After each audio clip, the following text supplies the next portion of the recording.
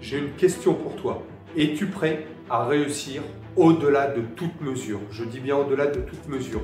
Pourquoi? Parce que si tu es véritablement prêt à réussir, ça te demande précisément 3 choses. Pas une de plus, mais 3 choses. La toute première chose, décide. Tu dois décider, tu dois être capable d'avoir une intention tellement forte qu'elle dépasse tout le reste, qu'elle englobe tout le reste. Ta décision, elle doit être ferme, elle doit être irrévocable.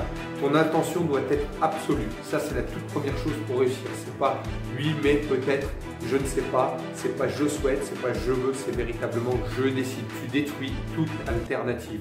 La deuxième chose qu'il te faut absolument si tu veux réussir, c'est de comprendre que notre cerveau, schématiquement, il est fait de 2 parties. Tu as ta partie consciente d'une part et ta partie subconsciente d'autre part. Ta partie consciente, elle est extraordinaire. Elle te permet de voyager dans le passé, de voyager dans le futur, d'avoir de la créativité, d'avoir de l'imagination et tout un tas de choses extraordinaires qu'il serait trop long d'énumérer ici. Ta partie subconsciente, même chose, elle est fascinante. En fait, dans ton subconscient, tu pourrais voir ça un petit peu à l'image d'un ordinateur qui aurait été programmé avec toutes les habitudes, tous les automatismes et tout ce qu'on t'a dit depuis ton enfance jusqu'à maintenant. Mais essentiellement, de manière beaucoup plus profonde, de manière beaucoup plus forte, on pourrait dire, les choses qui se sont produites dans ta vie entre l'âge de 0 et 7 ans, à une époque où tes fréquences étaient plus basses qu'actuellement.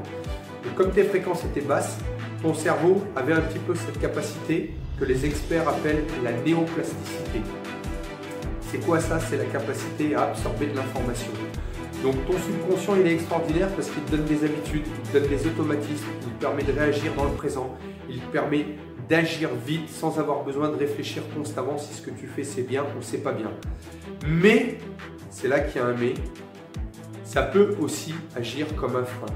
Si on t'a raconté plusieurs fois et que tu l'as cru, et du coup ça s'est programmé dans ton cerveau que tu n'étais pas capable, que tu étais nul, que tu ne pouvais pas réussir, que tu n'aurais jamais d'argent, que tu ne serais jamais en bonne santé, que tu ne pourrais jamais rencontrer l'homme ou la femme de tes rêves, etc., etc., etc. Alors, il va falloir que tu acceptes l'idée de reprogrammer ton cerveau. Parce que ton subconscient, il a une puissance extraordinaire, il agit 95% du temps. Ton conscient, il n'agit que 5% du temps. 95% du temps, tu agis avec ton subconscient. Donc, il va falloir très probablement, pour que tu puisses réussir, reprogrammer ton subconscient afin qu'il te serve et afin que tu oublies, en quelque sorte, les choses négatives qu'on a pu t'apprendre. Il y en a peut-être qui sont justes, il y en a peut-être qui sont fausses. Mais en tout cas, si tu veux réussir, tu dois être capable de choisir ce que tu vas rentrer dans ton subconscient. Et enfin, la troisième chose, ça passe par l'entraînement. La troisième chose, c'est l'entraînement.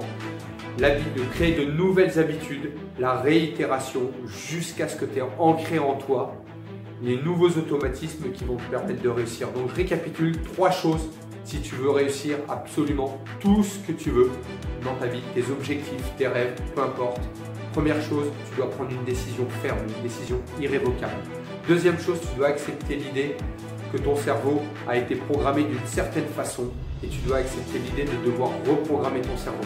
Et la troisième chose, ça va être de passer à l'action avec un entraînement répété jusqu'à ce que tu aies de nouvelles habitudes positives, bénéfiques